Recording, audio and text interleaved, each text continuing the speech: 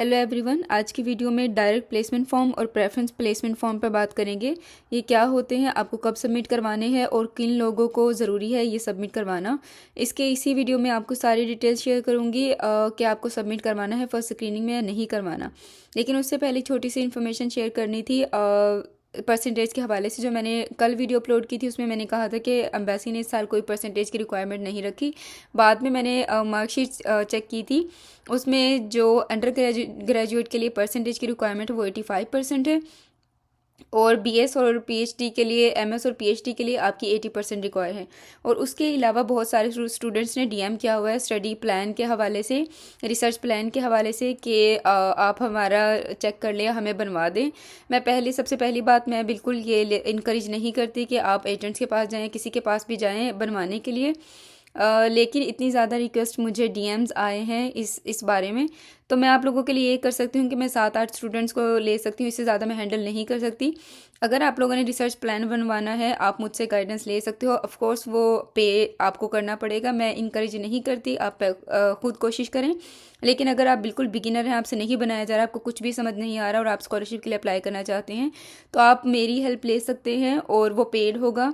उसके लिए अगर आप करना चाहते हैं तो उसका एक ईमेल डिस्क्रिप्शन में होगी, आप अपनी सीवी ईमेल पर करोगे, आप अपने बता दोगे कि आपका क्या मेजर है, आप सीवी अटैच कर दोगे। और इसके अलावा अगर आपकी सीवी सही होगी तो आपको एक व्हाट्सएप नंबर दे दिया जाएगा, आप उस पर कॉन्टैक्ट कर लीजिएगा फर्दर। तो ये इन्फॉर्मेशन होगी। उसके बाद प्लेसमेंट फॉर्म पर बात करते हैं कि आपको किस तरह से इसको फिल करोगे और आपको सबमिट करवाना है या नहीं करवाना। जब आप इस लिंक पर आओगे, दोनों के लिए एक रिक्वायरमेंट है। ये मास्टर्स और पीएचडी के लिए आपको नज़र आ जाएगा प्रेफरेंस प्लेसमेंट फॉर्म। अच्छा, इसमें आपको क्या करना होता है, इसमें आपको 3 प्रोफेसर्स या यूनिवर्सिटीज़ के नाम लिखकर आपको एम्बेसी में भेजना होता है। ये जो प्लेसमेंट फॉर्म और डायरेक्ट प्लेसमेंट फॉर्म है, ये आप लोगों को अभी फर्स्ट स्क्रीनिंग में सबमिट नहीं करवाना, ये अभी आप लोगों को नहीं भेजना।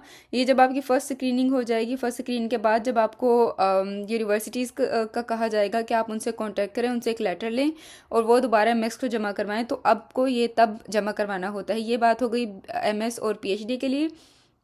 अब अगर बात करते हैं कि बैचलर वालों को ये सबमिट करवाना है या नहीं करवाना। बैचलर वालों को ये सबमिट करवाना होता है। बैचलर वाले कब इसको सबमिट नहीं करवा सकते, जब उनका प्रोग्राम इंग्लिश के अंदर होगा जिसमें वो जाना चाहते हैं, या उन लोगों की जापानीज़ बहुत अच्छी है, वो डायरेक्ट यूनिवर्सिटी के अंदर जाना चाहते हैं, वो 1 साल का जो प्रेपरेटरी पीरियड होता है वो नहीं लेना चाहते, तब ये सबमिट करवाते हैं वो। उसके अलावा आपको सबमिट करवाना नहीं होता, क्योंकि जब आप बैचलर के लिए जाते हो तो आपका कोर्स 5 साल का होता है, और उसमें फर्स्ट ईयर जो होता है, पहला साल जो होगा वो आपका जापानीज़ सिखाने का होगा, आपको जापानीज़ सिखाई जाएगी। और उसके अलावा 3-4 साल का आपका प्रोग्राम होता है। जो बैचलर वाले होते हैं उनके लिए ज़रूरी होता है वो इसमें प्रिपरेटरी ईयर लेते हैं। लेकिन अगर आपकी जापानीज़ बहुत अच्छी है, किसी N2 N3 N4 लेवल पर है, या आपका प्रोग्राम जिसमें आप एडमिशन लेना चाहते हो वो इंग्लिश के अंदर है, तो आप तब ये सबमिट करवा सकते, तब आप सबमिट करवा सकते हो डायरेक्ट प्लेसमेंट फॉर्म। अभी इनिशियल स्टेज पर आपको मास्टर पीएचडी और बैचलर के लिए डायरेक्ट प्लेसमेंट फॉर्म सबमिट नहीं करवाना। उसके अलावा मार्कशीट का बात करते हैं, आप किस तरह से मार्कशीट को फिल करेंगे। सबसे पहले मार्कशीट में आपका फुल नेम आ जाएगा जो आपके डॉक्यूमेंट्स के ऊपर है। उसके बाद आपकी फील्ड ऑफ स्टडी आ जाएगी, आप अपनी फील्ड ऑफ स्टडी यहाँ पर लिखोगे, आपकी पास्ट जो भी फील्ड है। उसके बाद आप रिसर्च का टॉपिक लिखोगे, ये मास्टर्स और पीएचडी के लिए है। आप रिसर्च का टॉपिक लिखोगे जो भी आप करना चाहते हो। उसके अलावा मार्कशीट डिटेल्स यहाँ पर आप फिल करोगे।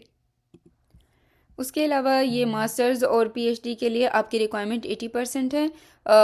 मार्क्स इन लास्ट डिग्री, आपकी जो लास्ट वाली डिग्री होगी बैचलर्स की, उसके अंदर आपके 80% होना रिक्वायर है। और इसके अलावा आप यहाँ पर इसको किस तरह से फिल करेंगे, आप अगर पीएचडी के लिए अप्लाई करें तो आप एमफिल की इन्फॉर्मेशन देंगे, मास्टर्स की देंगे, बैचलर की देंगे, इंटरमीडिएट मैट्रिक आपको ज़रूर देनी है, एमफिल से लेकर मैट्रिक तक।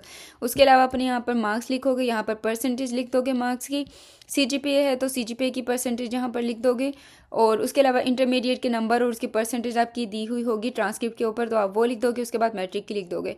इसके अलावा बात करते हैं, ये थी मास्टर्स और पीएचडी के लिए। उसके अलावा बैचलर की बात करते हैं कि बैचलर की आप किस तरह से फिल करेंगे। अब अगर बात करते हैं आप बैचलर के लिए किस तरह से मार्कशीट फिल करेंगे, यहाँ पर 85 आपकी लास्ट डिग्री में आपकी 85% होना ज़रूरी है। मतलब अगर आप अंडर ग्रेड के लिए अप्लाई कर रहे हो तो आपकी इंटरमीडिएट FSC FA के अंदर 85% होना ज़रूरी है। उसके बाद इंटरमीडिएट की आप इन्फॉर्मेशन फिल करोगे। अगर आपने A लेवल किया हुआ है तो आप इसकी इन्फॉर्मेशन फिल करोगे, मैट्रिक इन्फॉर्मेशन फिल करोगे और इसको सबमिट करवा दोगे।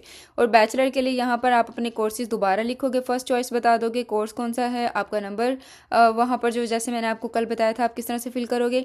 उसके बाद मेजर का नाम आ जाएगा, फर्स्ट चॉइस, सेकंड चॉइस और थर्ड चॉइस यहाँ पर मेंशन करके आप उसके डॉक्यूमेंट्स के साथ अटैच कर दोगे। उसके अलावा फिर भी कोई क्वेश्चन है किसी डॉक्यूमेंट में तो आप पूछ सकते हो। कल मैं मास्टर और PhD के लिए एप्लीकेशन फॉर्म किस तरह से फिल करना है उसकी वीडियो अपलोड करूँगी। और कोई भी क्वेश्चन होते तो आप कर सकते हैं। अपना ख्याल रखिएगा। अल्लाह हाफिज़।